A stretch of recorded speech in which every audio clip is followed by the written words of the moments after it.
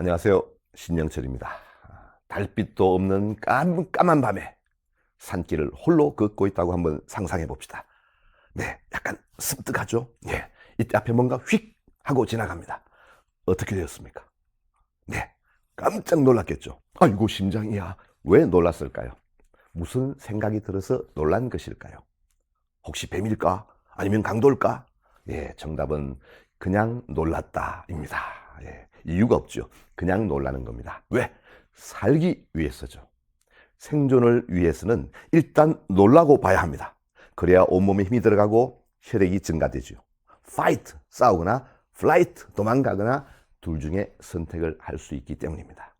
뭔가 휙 지나갔는데 놀라지도 않고 이렇게 뒤집어 보고 뱀이면 깜짝 놀라고 뱀이 아니면 안 놀라고 그러면 죽습니다. 큰일 나겠지요. 자, 여기서 약간 복잡한 이야기이긴 하지만 인간의 뇌에 대해서 설명을 드릴까 합니다. 인간의 뇌에는 불안과 공포를 담당하는 편도라는 부위가 있습니다.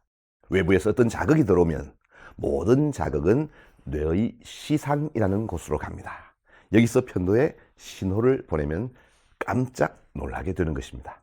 자, 그런데 어떤 자극이 들어올 때마다 이렇게 놀라면 인간이 살 수가 없죠. 그래서 더 정확하게 판단을 내려주는 전두엽이라는 곳이 있는 겁니다. 편도가 일단 깜짝 놀라면 전두엽이 자세히 보고 놀라지 마 이렇게 알려주는 겁니다. 아, 바람이 불어서 막대기가 날아간 거야. 괜찮아. 이렇게 신호를 주게 되는 것입니다. 그러면 이제 편도가 잠잠해지고 마음이 안정이 되는 것입니다. 이건 시간이 조금 더 걸리는 작업이긴 하지만 정확한 것이지요. 놀랍게도 우리 뇌에서는 이 짧은 순간에 이렇게 복잡한 일들이 벌어지는 것입니다. 자, 뇌에서 불안을 담당하는 편도를 제거하면 과연 무슨 일이 벌어질까요? 실제로 과거에 원숭이를 대상으로 실험한 기록이 있습니다. 모형으로 된 뱀을 툭 던져주잖아요. 보통 원숭이들은 기겁을 하고 도망갑니다. 그런데 편도를 제거해버린 원숭이는 놀랍게도 도망치지 않습니다. 두려워하기는커녕 이 뱀을 가지고 놉니다. 이리 굴리고 저리 굴리고 빨고 난리가 납니다.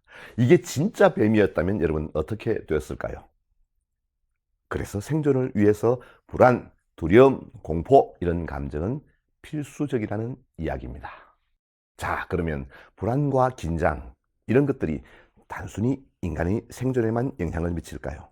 성과에도 영향을 미칩니다. 예를 들어 보죠. 수험생이 있어요. 내일이 시험이래요.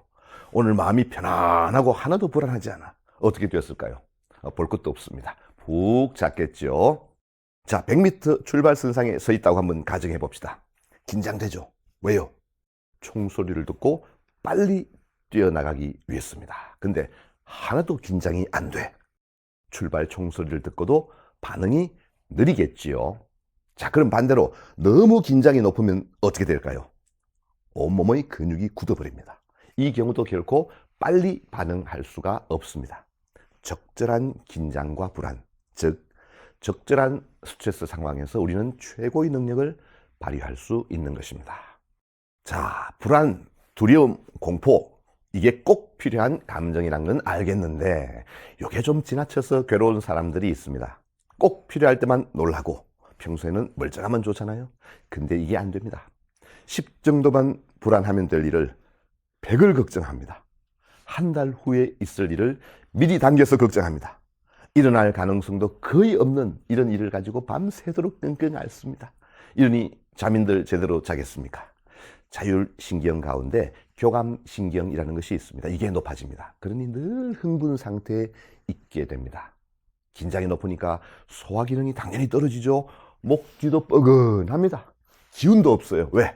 하루 종일 몸에 힘을 주고 있으니까 에너지가 얼마나 들겠습니까?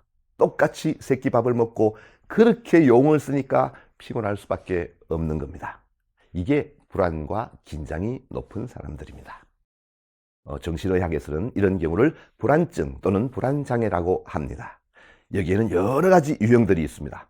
범불안장애, 이건 정말 매사에 쓸데없이 불안한 겁니다. 사서 걱정하는 사람들이죠. 애들 좀 늦으면 사고 난 게 아닐까, 안절부절 못합니다. 이건 약간 성격하고도 관계가 되는데요. 하나도 그냥 넘어가는 법이 없습니다. 완벽주의적인 경향이 높은 사람들이 많습니다. 공황장애라는 것도 아주 흔한 불안증의 한 형태입니다. 이건 일종의 급성 불안 발작이라고 생각하시면 됩니다. 아무 이유도 없어요. 갑자기 숨이 차고 가슴이 뛰고 어지럽고 심하면 마치 죽을 것 같이 느껴집니다. 좁고 밀폐된 곳에서 잘 오는데요. 무서워서 지하철도 못 타고 비행기도 못 타는 사람들도 많습니다. 갑자기 그런 곳에서 증상이 오면 내가 어쩌나, 이런 엄청난 공포와 두려움을 가지고 있습니다. 심장검사, 폐검사 다 해보지만 정상이랍니다. 환장할 지경입니다. 나는 지금 힘들어 죽겠는데 다 정상이라 그러니까 더 답답해합니다. 이게 이제 오래되면 건강 염려증이 오죠. 아침에 눈 뜨면 막 맥박부터 재봅니다. 숨은 잘 쉬어지나 이러고 있습니다. 이게 오래가면 사회생활에 지장이 많이 생기죠. 자신감도 떨어지고 생활이 많이 위축이 됩니다. 대인공포증, 이건 남들 앞에 서면 긴장하는 겁니다. 떨려서 발표도 못하죠. 가슴이 벌렁벌렁 뜁니다. 얼굴이 빨개지니까 도망갑니다.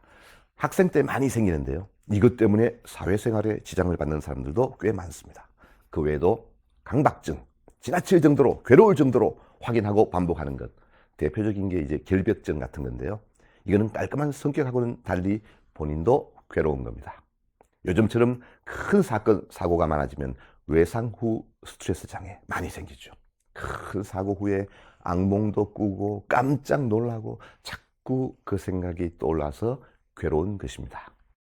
물론 병적으로 문제가 있다면 평가를 받고 치료받아야 되겠죠. 불안은 불안으로 끝나지 않기 때문입니다. 불면증, 우울증, 또 온갖 신체 증상으로도 나타날 수 있기 때문입니다. 자, 심각하지 않는 경우는 우리 약간만 노력해도 많이 줄일 수 있습니다. 일상에서 이런 불안을 줄이기 위해서는 어떻게 하면 좋을까? 다음 시간에 같이 고민해 보도록 하겠습니다. 감사합니다.